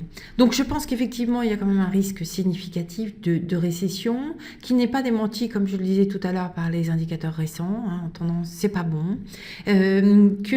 Aujourd'hui, quand on essaye de réfléchir, qu'est-ce que ça veut dire une récession américaine ? C'est peut-être parce que finalement, ce cycle-là n'a pas beaucoup accumulé. Si on n'a pas beaucoup accumulé, on se dit, c'est peut-être un trimestre négatif, peut-être 2, mais ça ne va pas être violent, ça ne va pas être profond. Je pense qu'avec la démonstration qu'on a eue auparavant, on comprend que ça risque d'être beaucoup plus complexe, que le niveau d'endettement, notamment des entreprises, est une autre source d'inquiétude. On sait également que les entreprises, il y a une espèce de subprime aussi sur le crédit automobile, le crédit étudiant, et que... Qui a dépassé le crédit des cartes bleues aux États-Unis. Voilà. Et on revient... alors c'est bien parce qu'on a de plus en plus d'étudiants américains qui viennent faire leurs études en Europe. Mais du coup, on revient à cette problématique. Si on veut que cette récession soit efficace pour l'avenir, c'est-à-dire pour préparer un rebond, il faut qu'elle soit assez violente sur le front de l'emploi pour récupérer des gains de productivité qui pourront réouvrir la porte éventuellement à l'investissement. Donc vous voyez que c'est pas très simple de dire mais là on n'a pas beaucoup accumulé, ce sera une petite récession et puis on en sort. On en sort grâce à quoi d'ailleurs ? Parce que sortir d'une récession sans ajustement, sans coup de pouce de la politique monétaire, c'est compliqué. C'est la raison pour laquelle certains évoquent déjà, et moi c'est implicitement dans mon raisonnement. Le QE4, cher Véronique ? QI4, oui, bien probablement. Sûr. Alors on fera peut-être une hausse des taux d'ici là, parce que voilà, on comprend bien aussi pourquoi la Fed est inconfortable et pourquoi elle voudrait bien pouvoir dire au marché, regardez, tout va très bien, j'en fais une de plus. Et Gardez bien pourquoi tout cela en tête. c'est très très périlleux. Gardez bien tout cela en tête parce que après on va vous expliquer dans quel ordre nous voyons les pièces du puzzle se mettre en place. Voilà, avec du coup des issues de secours où que l'on se tourne, quand même difficile à imaginer. Accélération des salaires. Bon, beaucoup en parlent en disant mais c'est ça qui va redonner du pouvoir d'achat. Bon, enfin si c'est ça, la hausse des coûts va s'accélérer, la chute des profits aussi, ça veut dire resserrement monétaire d'autant plus rapide et donc ça veut dire on va dans le mur peut-être encore plus vite. Remontée des cours du pétrole, il faudrait que ce soit sacrément une sacrée remontée des cours pour redynamiser l'investissement et donc l'activité américaine, sans doute une remontée des cours qui massacrerait le consommateur, pas seulement américain du reste. Reprise immobilière lié au bateau d'intérêt. Et là, on a plutôt l'impression que le haut niveau des prix est en train d'évacuer de plus en plus d'acquéreurs potentiels. Une chute du dollar. Là, moi, j'ai un peu travaillé sur un scénario un peu vertueux, notamment au niveau global, lié à une baisse du dollar. C'est vertueux potentiellement pour le monde émergent. Ça l'est beaucoup moins pour l'Europe, le Japon et pour les États-Unis, compte tenu du faible degré d'ouverture. C'est pas suffisant. Alors, quoi d'autre ? Finalement, on en arrive effectivement à des espèces d'échafaudages de scénarios à partir des élections présidentielles, un grand plan de relance, etc. Bon, je sais pas. Mais on voit bien que voilà, le risque est là, et encore plus d'ailleurs avec l'élection présidentielle. Vous savez qu'il y a beaucoup de récessions qui se sont déclenchées en général dans les mois qui ont suivi les élections aux États-Unis. Généralement, l'année de l'élection, les cours sont très calmes, et c'est ce qu'on note donc justement depuis un an. Et en fait, j'ai regardé un graphique des différentes élections. La plupart du temps, ça monte quand même, suivant les élections. Mais en 2000 et 2008, eh bien là, on avait eu donc justement une baisse des cours et la mise en place des récessions. Alors, sur les conséquences... Là, on arrive bien dans une partie spécifique pour que nos auditeurs le comprennent. On vient de faire donc un état des lieux, si vous voulez, des États-Unis. Et puis les États-Unis, c'est quand même le marché directeur. Le Standard & Poor's, c'est l'indice directeur mondial. Là, ce qu'on va vous présenter, c'est donc des scénarios sur le dollar. Alors bien sûr, quand on parle du dollar, qui dit par exemple dollar baissier, dit que ça influe sur l'euro-dollar, mais aussi les monnaies émergentes, les matières premières comme l'or, etc. Donc comprenez bien tous ces liens de cause à effet. Et donc sur les scénarios, justement, Véronique, on se retrouve parfaitement. Et donc allez-y avec, pour commencer, donc le dollar américain. Alors rapidement, récession, ça veut dire normalement ajustement à la baisse des taux d'intérêt. Bon, là, il n'y a pas beaucoup de marge de manœuvre. Ça veut éventuellement dire quantitative easing. Enfin, ça va vouloir dire surtout baisse du taux de change effectif du dollar, baisse du dollar, de la valeur du billet vert. Et ça va bien sûr à l'encontre des scénarios qui sont souvent susurrés par les banques américaines d'un dollar qui reviendrait à la parité. C'est pas du tout mon sentiment. Je pense que le dollar a touché son point haut en début d'année, que le changement de politique monétaire de la Fed a commencé à enclencher une baisse du taux de change effectif que vous avez là. La nouvelle d'hier va peut-être alimenter un petit rebond. Je ne crois pas que la Fed aura les moyens de remonter ses taux d'intérêt néanmoins d'ici l'été, enfin d'ici juin ou septembre. Donc je crois que ce niveau-là, enfin ce rebond-là est pas durable. Alors après, je suis pas de chartiste, mais fondamentalement, moi je verrai une baisse du dollar avec, du coup, un taux de change de l'euro qui bien évidemment a plus de chances de remonter que de baisser. Donc alors on peut remonter de manière en dents de scie. Il y a des seuils qui risquent d'être franchis, je pense au 1,18 ou 1,20, qui peuvent néanmoins créer une impulsion, enfin surtout si on va en récession. Si on va en récession, et le timing est quand même un petit peu difficile à prévoir, mais c'est clairement une aspiration vers le haut pour l'euro qui pourrait potentiellement renouer vers des niveaux supérieurs à 1,25 voire 1,30. Alors vous dites que c'est pas évident de savoir quand est-ce que ça va se passer. Effectivement, en plus, la plupart des personnes qui nous écoutent sont des traders qui vont trader au quotidien sur plusieurs jours, sur plusieurs semaines parfois, pas sur plusieurs mois ou sur plusieurs années. Mais en fait, avoir comme ça en toile de fond un scénario fondamental, ça permet au quotidien dans ces trades de plus être dans... Si on a un point de vue fondamental baissier dollar, voilà, on va plutôt avoir tendance à chercher des achats sur les replis sur l'euro-dollar. D'ailleurs, j'ai le même graphique que vous, mais avec un zoom. Donc moi, je suis du même avis que Véronique, dans le sens où l'année dernière, au mois d'avril, donc il y a 1 an déjà, j'expliquais que la Fed était piégée par ses engagements, qu'elle ne pourrait pas ou peu monter ses taux d'intérêt, que tout le monde était devenu négatif sur l'euro, alors que l'euro venait de passer de 1,40 à 1,05. Généralement, quand on a un consensus qui devient bien trop baissier, le marché fait l'inverse. Et d'ailleurs, Deutsche Bank et Goldman Sachs, qui s'étaient fait avoir à ce jeu des prévisions et qui voyaient sous la parité, ont revu leur avis à la hausse la semaine dernière, alors qu'on venait de faire un point haut de court terme. Donc je crois que là, ils ont été un petit peu à contresens depuis 1 an. Vous pouvez voir donc une tendance baissière de l'euro-dollar depuis 2008. Vous pouvez voir une zone de range dans laquelle on est actuellement. Alors à court terme, parce que le dollar se reprend, parce qu'il y a les espoirs de reprise américaine et de hausse de taux à venir, on est en train de retracer sous cette fameuse zone des 1,15, 1,17. On est en train de retracer à l'intérieur, mais partant du principe que l'euro ne baisse plus malgré un quantitative easing et qu'à terme le dollar pourrait reprendre sa baisse, eh bien la sortie pourrait être haussière de cette zone de congestion. Donc il y a certains qui verront une chute des cours à l'intérieur de ce range comme une opportunité de tenter d'attraper un point bas, d'autres attendraient potentiellement la cassure de ce niveau. Une chose est certaine, graphiquement on voit bien qu'on est plus proche de la borne basse que la borne haute, et le scénario des 1,30 dont j'ai parlé de temps en temps sur BFM pour choquer un peu les gens, c'est quelque chose que je garde à l'esprit. Pour que vous compreniez ce qui se passe actuellement, on a effectivement une baisse du dollar depuis 2 mois qui nous donne raison dans nos scénarios. Par contre, il y a à peu près 10 jours, donc on regardait ça tout à l'heure avec Véronique sur les graphiques, le dollar américain a touché les 92 points sur le dollar index. Et donc, je vous expliquais qu'à court terme, tant qu'on tenait ce seuil-là, on pouvait repartir à la hausse parce que les spéculations d'une reprise américaine et des hausses de taux n'étaient pas terminées. C'est ce que parfois les Américains appellent le dead cat bounce, donc le rebond du chat mort. Vous projetez un chat au sol, voilà, il va rebondir, certes, mais la fin est déjà là. Donc voilà, est-ce que ce n'est pas actuellement le dernier rebond technique du dollar du fait des spéculations sur la Fed qui montrait ses taux, sachant qu'elle ne le fera peut-être pas. Je crois qu'on est tombé là-dessus, Véronique. Juin paraît inconcevable puisqu'il y a le référendum anglais une semaine après. Faire remonter les taux pendant l'été apparaît peu probable. Donc s'il devait le faire peut-être une dernière fois, est-ce que ce ne serait pas en septembre, avant les élections américaines ? Juin paraît très improbable, notamment parce que les données américaines ne seront pas au rendez-vous. Hein. Ouais. Enfin, il faudrait une embellie spectaculaire pour oser juin.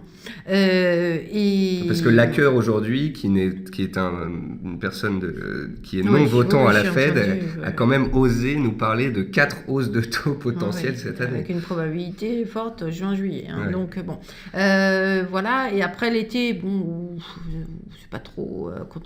On fait pas un mouvement aussi important, me semble-t-il, en plein été. Donc la question qui se pose, c'est est-ce qu'on aura le même mois de septembre que l'année dernière, c'est-à-dire des anticipations maximum d'un mouvement et puis plus rien, parce que les conditions restent fondamentalement fragiles. Et je pense que il y a quand même un certain nombre de personnes à la Fed qui continuent d'analyser cette situation comme elle l'est en réalité, c'est-à-dire extrêmement fragile. Donc il faudrait vraiment, plus qu'une remontée de l'inflation, il faut que l'inflation sous-jacente fasse vraiment peur. Mais même là, ça veut dire, en réalité, je pense que la Fed n'a pas d'autre objectif, n'a pas d'autre moyen que de relever implicitement son objectif d'inflation. On en est là si on veut éviter une récession. Donc moi, je peux pas exclure qu'il y ait une erreur et qu'ils remontent leur taux d'intérêt. Ce sera juste pour moi un très mauvais signal. Alors, du coup, effectivement, derrière le dollar, à l'origine du dollar, il y a des anticipations et des mouvements de taux d'intérêt. Hein. Et donc, je pense que, en dépit de ce qui s'est passé depuis hier soir, je pense que, du coup, les taux à 2 ans américains devraient refluer assez sensiblement. Un premier objectif aux alentours de 0,6, 0,65 me semble assez clair. Une récession, après, c'est autre chose. Hein. On redescend dans les zones très très basses qu'on a pu avoir donc en 2012-2013. Ça veut dire que les taux à 10 ans ont assez peu de chances de remonter, malgré, alors là c'est intéressant, malgré ce que nous signale la hausse des prix du pétrole, qui suggérerait plutôt un risque à la hausse des taux longs américains. Et ma conclusion d'ailleurs, c'est que la hausse des prix du pétrole va avoir du mal à être tenable. Donc je ne suis pas en train de vous dire que les prix du pétrole vont forcément rebaisser à $25 ou $20, mais je pense que ça va être difficile de faire beaucoup plus de chemin en tout cas, et qu'il y a plus de risques de baisse à terme que de hausse. Alors tout ceci veut dire quoi ? Ça veut dire que en termes réels, vous voyez, donc on déflate des taux nominaux, l'inflation implicite des marchés, les taux réels ont beaucoup baissé aux États-Unis. Hein.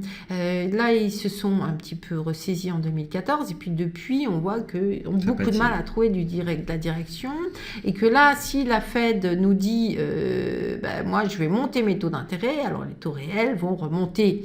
Ils monteront d'autant plus que vous avez vu la réaction post-meeting, minute d'hier, la perspective d'une Fed qui remonte ses taux d'intérêt, c'est négatif pour le pétrole. Parce que c'est négatif pour les perspectives économiques. Donc c'est négatif pour le pétrole. Donc les anticipations d'inflation refluent. De toute façon, si la Fed nous dit je vais remonter mes taux d'intérêt, je ne vais donc pas laisser passer l'inflation. C'est ça le message. Hein. Les anticipations d'inflation refluent, ça veut dire que les taux d'intérêt réels remontent. C'est probablement ce qui s'est passé, j'ai pas regardé mes écrans depuis hier sur ce plan, mais ce qui s'est passé, et ça c'est très important. Donc moi je suis en train de vous dire, même si c'est remonté, ça va pas durer. ça va baisser, c'est le scénario de le récession. Rebond de court terme avant de chuter. Par contre, ce rebond de court terme, il est très important parce que notamment, je ne sais plus si c'est la courbe, notamment il va être déterminant de ce qu'on peut attendre sur les cours de l'or. J'ai terminé cette présentation sur ce point-là parce que l'or, on dit souvent, l'or c'est une histoire inflationniste, il n'y a pas d'inflation, donc pourquoi est-ce que l'or monterait? Non, c'est un faux ami. L'or, c'est une histoire qui est surtout liée c'est une fonction inverse des taux d'intérêt réels. C'est-à-dire que moins vous avez de rendement réel obligataire, de rendement réel, plus vous allez chercher autre chose. Et en général, quand vous avez des rendements réels très faibles, c'est que soit vous êtes en récession, soit les choses vont pas très bien. C'est en l'occurrence le cas. Si vous ponctuez ça de risques géopolitiques, politico, etc., de taux négatifs et de marchés d'actions quand même plus exposés à la baisse qu'autre chose, alors la baisse des taux réels qui est ici en échelle inversée, attention, quand ça monte, ça baisse, est très favorable à l'or. Donc là, on a une pause. J'imagine que les cours de l'or que je n'ai pas vu aujourd'hui ont rebaissé, comme le pétrole. Ça tient aux anticipations inflationnistes qui baissent. Mais on a fondamentalement, dans un cas de montée du risque de récession américaine, quelque chose de très favorable à l'or. Oui, donc ça, comprenez bien les pièces du puzzle. On est complètement en phase là-dessus avec Véronique, c'est-à-dire que l'or, il y a quelques semaines, a touché les $1 300. L'or n'exploserait à la hausse au-dessus de ce seuil-là qu'en cas de fort secousse sur les marchés ou bien de chute du dollar américain. Ce qu'on constate donc, c'est qu'on est toujours dans cette anticipation de hausse de taux potentiels et d'amélioration de la situation économique aux États-Unis, donc ça a engendré un reflux de l'or. Mais à terme, si, comme nous le pensons, les taux pourraient ne pas ou peu être montés et que le dollar repartait, on parle bien d'échéance 6 à 12 mois, eh bien l'or à ce moment-là, de nouveau, serait recherché, pourrait repartir à la hausse et pourrait profiter d'un dollar faible. Donc on a eu une première vague haussière sur l'or de 1040 à 1305. Là, on est dans la consolidation de ce mouvement, dans la respiration de marché. Ça peut durer 1 mois comme ça peut durer 6 mois en fonction de ce qui se passera sur les taux et sur les marchés. Et à terme, si ce scénario récessif se met en place, alors l'or devrait pleinement en profiter. Voilà, sachant qu'on a monté très vite quand même depuis le mois de décembre, donc c'est pas indécent qu'il y ait une petite pause dans le processus haussier. Je crois que c'était une des plus fortes hausses trimestrielles depuis 30 ans sur l'or. Et alors, tout ceci est naturellement pas forcément de bon augure pour les indices boursiers, en particulier le S&P. Alors, je suis prudente parce que, pour être honnête, je me suis trompée. Moi, je pensais que le S&P allait décrocher beaucoup plus vite qu'il ne l'a fait. Ça ne veut pas dire néanmoins que je remette en cause mon analyse fondamentale sur cet indice qui est très cher, qui, au vu des perspectives économiques et des différents corners que j'ai essayé de résumer, me suggère quand même assez clairement qu'en dépit des points hauts et des tentatives du marché de réouvrir, parce que c'est ça ce qu'essaye le marché, de réouvrir éventuellement de la place pour un nouveau cycle haussier. Moi, j'ai quand même beaucoup de mal à adhérer à cette lecture-là. Je pense qu'on va avoir, je ne sais pas comment, quand exactement, mais quelque chose qui va enfin corriger. Mais peut-être qu'on aura on va piétiner à ces niveaux élevés encore quelques temps. C'est pas impossible. Selon tout un tas de critères qu'on a mentionnés. De la même façon qu'en 2001 et puis ici 2007-2008, vous voyez qu'en fait on a latéralisé à chaque fois pendant près de 2 ans. C'est ce qu'on appelle en fait la période de distribution qui se met en place sur le marché. Il faut bien comprendre aussi que les investisseurs sont à la recherche de rendement. Quand on a des obligations négatives, eh bien, il y en a qui se sont forcés en quelque sorte à acheter des actions américaines.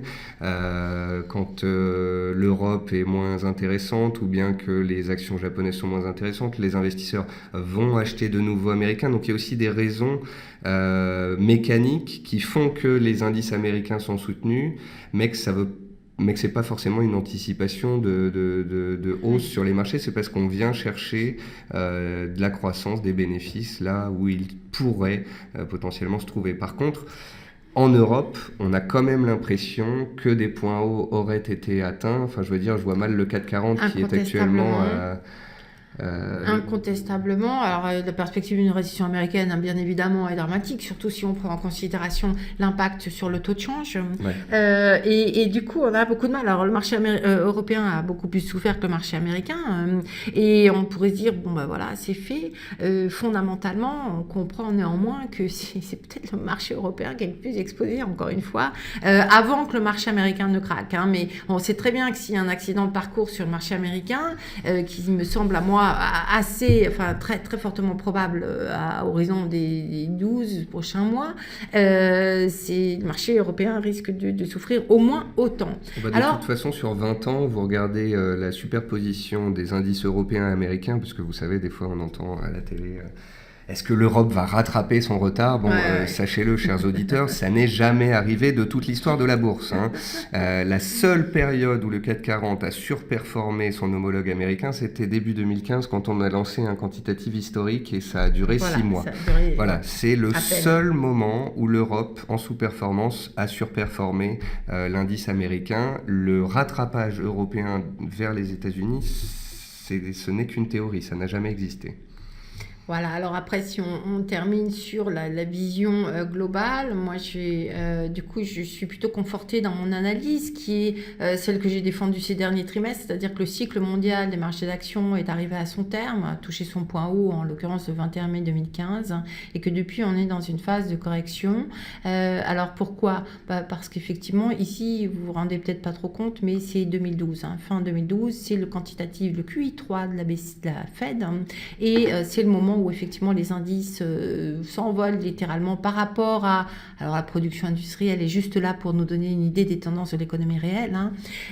Donc c'est l'exagération des marchés et ça tourne parce qu'effectivement là on a joué beaucoup d'éléments qui ne sont pas au rendez-vous.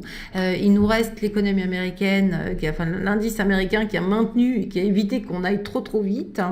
Tant mieux d'ailleurs, parce qu'il vaut mieux un ajustement graduel ponctué de phases de reprise que l'écrasement trop violent, mais je pense qu'effectivement on continue la correction vers quelque chose qui va nous amener autour d'une convergence, un retour à la moyenne. Un retour à la moyenne, c'est assez classique dans ce phénomène d'ajustement. Alors moi je vais vous montrer 2 graphiques. Ici sur le graphique en violet, en fait, vous avez la courbe du SP500 depuis à peu près 1 an. Et donc un SP500 qui est complètement neutre. Et en fait, vous avez ici un parallèle entre ce qui se passe depuis 2014, donc à peu près 1 an et demi de stabilisation, et puis les précédents pics sur les indices boursiers, les précédents cracks boursiers. Et donc on voit bien que souvent, il y a cette fameuse période de distribution qui se met en place, qui dure plus d'1 an, parfois 1 an et demi, 2 ans, à la suite de laquelle, enfin, le marché finit par décrocher pour s'ajuster, on va dire, aux fondamentaux économiques. De nouveau, de la même façon que ça s'est passé historiquement, on a ce SP500 qui est complètement plat et qui, s'il venait à casser les plus bas des derniers mois, validerait la possibilité d'un scénario qui en fait se retrouve dans le passé, tout simplement. Alors, graphiquement parlant, on était haussier, on est passé neutre. Donc il s'est quand même passé quelque chose. On est passé de haussier à neutre. On a un petit peu entaché le canal haussier dans lequel on était. Et on est dans un range depuis 1 an et demi. Donc tout comme vous Valérie, je pense qu'effectivement on a des indices qui sont plutôt topiches. J'ai Philippe qui me dit, pensez-vous que le CAC est topiche actuellement ? Mais en fait le CAC, regardez bien son point haut, il l'a fait il y a 6 mois et il a perdu 20% depuis. Donc le CAC en fait a été topiche et est déjà dans un mouvement de fond baissier. Donc toute reprise de la baisse ne serait en fait qu'une continuation de la tendance déjà en place. Sur les 12 derniers mois, le DAX et le CAC sont déjà des indices qui sont dans des tendances baissières et qui potentiellement ont déjà fait des points hauts de long terme. Moi, je voulais juste apporter un petit bémol, un scénario du diable à cette option baissière. C'est la probabilité que l'on vienne retravailler les plus hauts historiques, voire que l'on les dépasse. Vous n'êtes pas sans savoir que quand tout le monde est baissier, généralement le marché ne baisse pas. Il se trouve qu'actuellement tout le monde est baissier, tout le monde pense que les indices américains vont chuter et il se trouve que ces derniers tiennent bon. Alors effectivement, on a de la baisse depuis 48 heures parce qu'il y a eu une spéculation sur les hausses de taux, ça a pesé sur les indices américains, mais on est toujours dans la zone des 2020 points, donc on est à 5% des plus hauts historiques. Alors il y a la possibilité, comme je vous l'ai montré sur le graphique précédent, que l'on répète l'histoire et qu'on ne fasse pas de nouveaux plus hauts. Mais vous pouvez voir ici, c'était en 74, on est revenu pratiquement chercher les plus hauts historiques, on les a presque dépassés. Bref, aller chercher les plus hauts ou les dépasser, ce serait le meilleur moyen de faire penser à tout le monde qu'au contraire, on va sortir par le haut et que tout va bien se passer. Les traders particuliers rentreraient potentiellement à l'achat. Imaginez les clients de hedge fund aux États-Unis appelleraient leur gérant et leur diraient bah voilà, vous n'êtes pas dans le marché, il faut être haussier, vous voyez pas que ça monte et la Fed nous a dit que tout allait bien dans le meilleur des mondes, donc il faut acheter. Et puis je fais aussi référence à un commentaire d'un des membres qui nous écoute, qui nous dit Soros et Icahn prédisent un crash.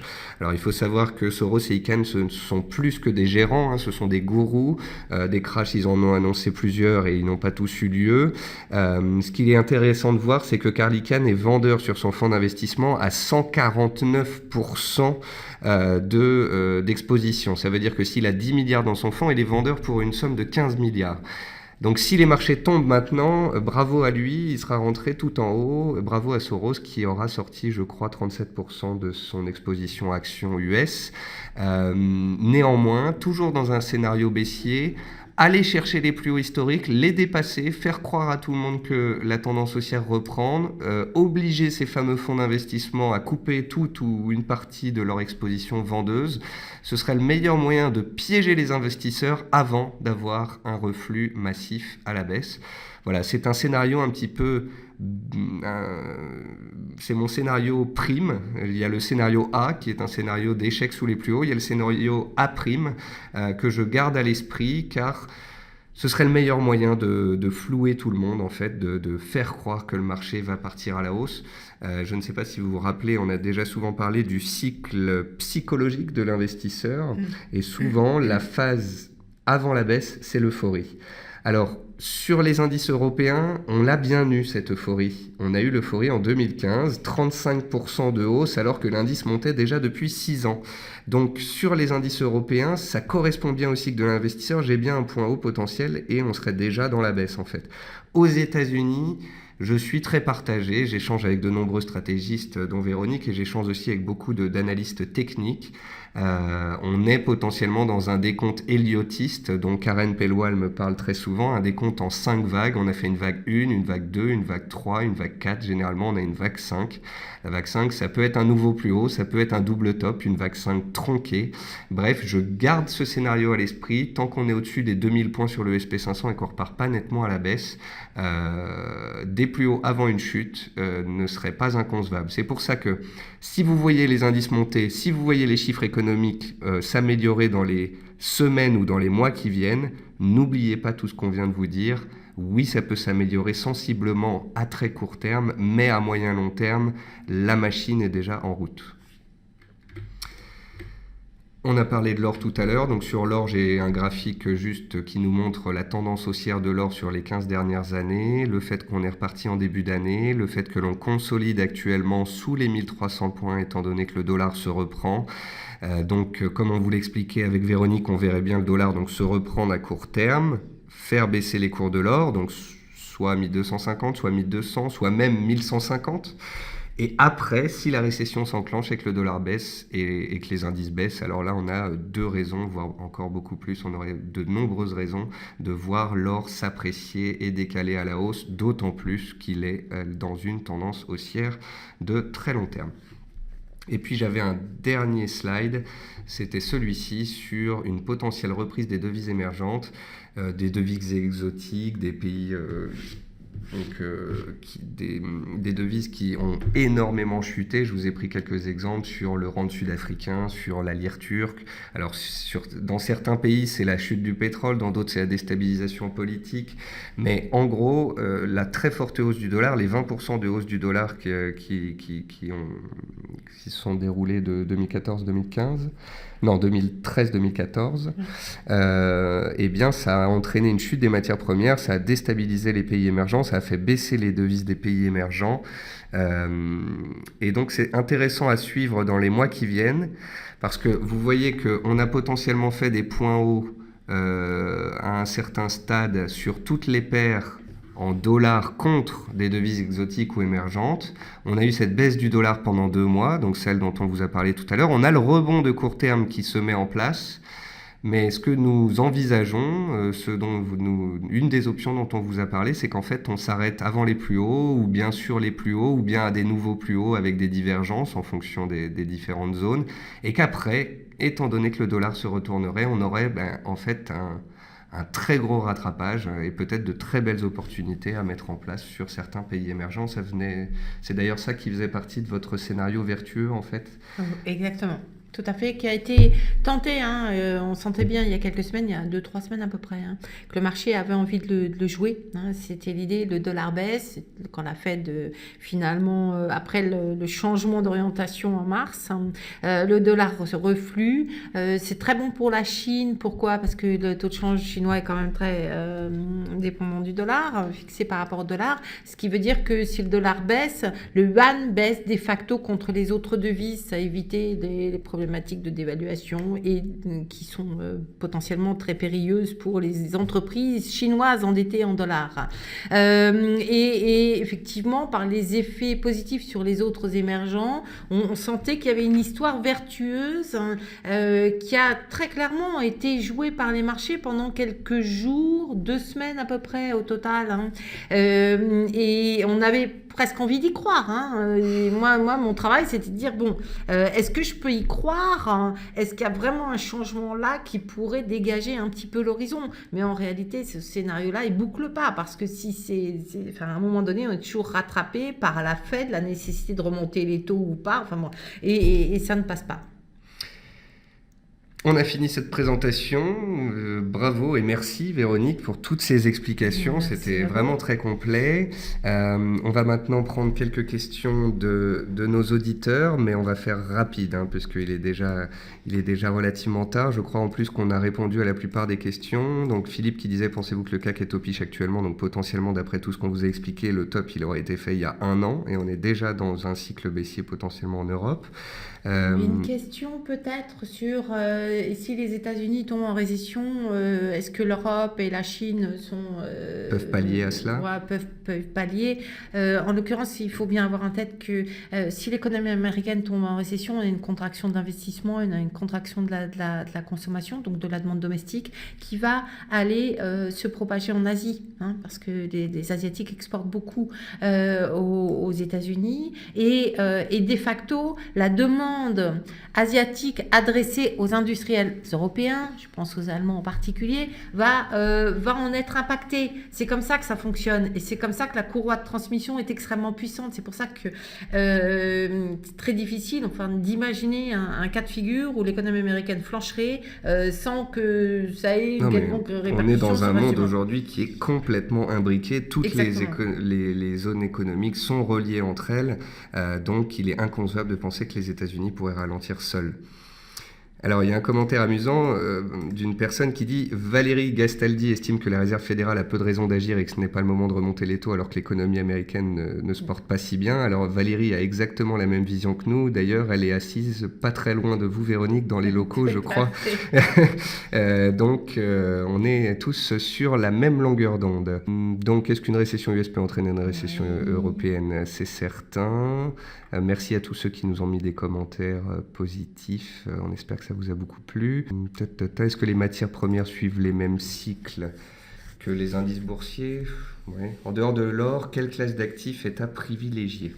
Voilà, là, je trouve que c'est aussi pour ça que, me semble-t-il, que c'est intéressant de faire ce webinaire, pour bien comprendre ce que jouent les marchés, en fonction de l'évolution des anticipations. Les indicateurs s'améliorent, finalement, un regain d'espoir qui, dans un tel cas de figure, d'ailleurs, peut laisser penser que la Fed pourrait remonter ses taux d'intérêt sans que ce soit ravageur pour la croissance. Et dans ce cas, vous avez tout d'un coup tous les opérateurs qui se remettent en mode cycle long, croissance. Et on le voit très bien à brève échéance en décomposant toute l'histoire. Donc dans ce cas, votre pétrole va baisser, votre or va baisser, on va se remettre sur les cycliques, un petit peu d'industriel, ça a été tenté il y a 15 jours, ou quand on jouait les scénarios, et on va faire des émergents. Et puis, mais si ça ne tient pas, tout va se déboucler dans l'autre sens. Alors là, on a essayé de vous donner les éléments de lecture qui permettent effectivement, comme la difficulté toujours, c'est le timing, de s'y retrouver, mais ça veut dire qu'on ne peut pas vous donner aujourd'hui des stratégies d'investissement sur du moyen terme. Donc, soit on a la capacité de suivre, de comprendre et de jouer ces petits mouvements qui sectoriels sont quand même essentiels pour maintenir un peu de rendement et une gestion à peu près efficace. Ceci dit, on comprend bien que c'est difficile, que ces mouvements sont des fois très très courts, et que si on n'a pas toujours non plus cette flexibilité, ni tous les éléments pour comprendre ce qui est en train de jouer le marché et être dans le bon sens. Donc c'est la difficulté actuellement, c'est qu'il y a effectivement des opportunités, mais qui passent et dure peu, donc soit on arrive à les saisir, mais il faut être très mobile. Ou sinon, oui, là on a vraiment des effets de court terme, mais sinon on attend vraiment la mise en place du scénario de moyen terme, auquel cas on a dépréciation du dollar, appréciation de l'euro-dollar, appréciation de l'or, baisse des indices. C'est généralement des situations dans lesquelles les investisseurs prudents aiment aussi avoir une certaine poche de cash. On est à 18, 24 mois du coup, plutôt, comme timing. Ouais. Dernier commentaire, c'est Paul qui nous dit « Ça fait plusieurs années que tu notes les incohérences de cette croissance, Nicolas, et que tu penses que ça peut se cracher. Hommage à toi quand ça arrivera. » Alors le but n'est absolument pas d'avoir raison ou tort. Je pense qu'en 2013-2014, j'avais déjà noté la mise en place d'un scénario potentiellement baissier à long terme, ce qui a complètement changé la donne et ce qui m'a permis de revoir ma façon de penser les marchés. C'est les plans de quantitative easing qui ont vraiment changé la donne et soutenu les marchés, et ça s'est vu en Europe en 2015. Depuis, j'ai vraiment intégré ce facteur dans mes réflexions, dans mes scénarios. C'est pour ça que depuis 2 mois, alors que fondamentalement je pense qu'on pourrait avoir un retournement, eh bien techniquement parlant, on était haussier, donc j'étais haussier factuel, et je pense que c'est un travail qui est très dur à faire, que j'espère et pense avoir fait sur moi. Le but, c'est d'avoir un sentiment de marché de moyen long terme en fonction de votre analyse macroéconomique, et ensuite au quotidien dans votre analyse de faire preuve du plus grand des pragmatismes. C'était le mot de la fin. Merci beaucoup Véronique. Merci Nicolas, et merci à vous tous pour votre participation. Merci beaucoup. Nous allons donc arrêter l'enregistrement de cette vidéo et elle sera publiée normalement sur notre chaîne YouTube dans les séances qui viennent. Et puis bien évidemment, au quotidien, vous pouvez me retrouver le matin à 10h du matin dans l'émission qui s'appelle La Matinale. Vous allez sur le site de CMC Markets dans la rubrique formation et vous trouverez comment y accéder. Et puis vous pourrez voir aussi que je retweet souvent, que je reprends les messages de Véronique, que vous pourrez donc suivre également sur Twitter. Passez une très bonne soirée et à très bientôt pour les webinaires de CMC Markets.